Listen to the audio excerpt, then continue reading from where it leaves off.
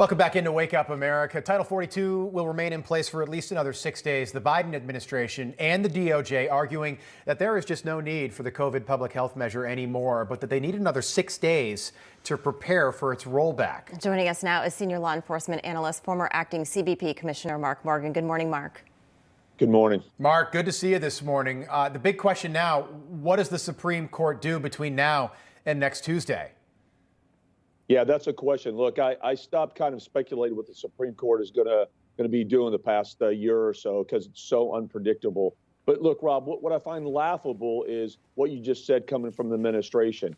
They've been in place for almost 2 years now. They have gutted Title 42 since day one. They have argued that Title 42 should end since day one. The President of the United States has said the pandemic is over just recently. We could go on and on. And they need another few days to somehow come up with a plan to when Title 42 ends. I mean, that's laughable. It's filled with hypocrisy. But here's what's important, Robin. You and I, we've talked about this, is that whether Title 42 or stays or goes, that's not going to cause the crisis. We're already in the middle of the worst self-inflicted crisis on our southern border we've seen. In less than 24 months, we're getting close to almost 6 million total encounters and well over 1 million gotaways. Right now, today, every aspect of our nation's public safety and national security is being negatively impacted by the worst crisis we've ever seen. And that's with Title 42 in place the last 2 years.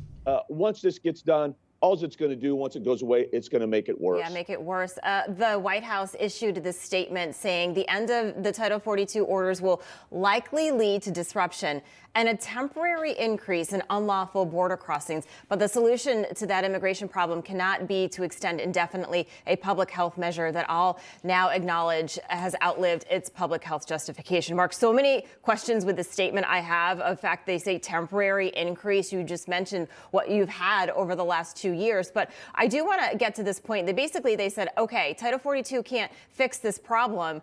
I want to talk a little bit about Title 8, because we've heard that out there. Can you talk to us more about what Title 8 is? Yeah, Title 8 is the basic element of the Immigration Nationality Act. It serves as the foundation for the law enforcement aspect of those that are coming to our border, whether illegally in between the ports of entry or otherwise inadmissible aliens that come to our ports of entry.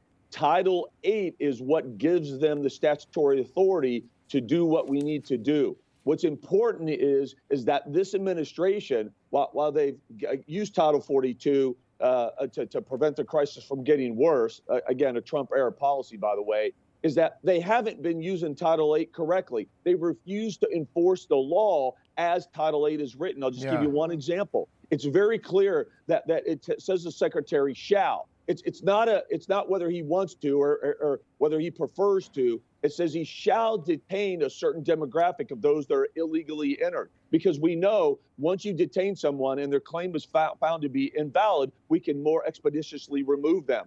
He's not doing that. He's releasing them in the United States. The past almost 23 months, he's released almost 2.5, close to 3 million illegal aliens.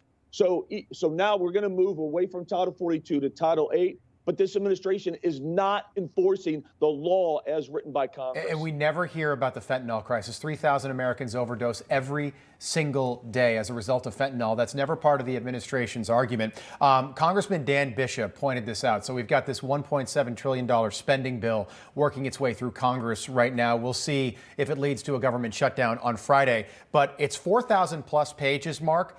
Congressman Bishop pointed this out. On one of the pages, it says, quote, it expressly prohibits CBP funding from being used to improve border security. $1.7 trillion, and they can't allocate some money to help the Border Patrol after what we've witnessed for 23 months, but they can allocate $45 billion more for Ukraine? How does that make any sense? People forget Donald Trump only requested, and I say only because it looks like chump change now compared to what we're spending money on, $5 billion for the entire border wall. That's all he wanted was $5 billion. Congress said no. It led to the longest shutdown we've ever seen in 2018, 2019.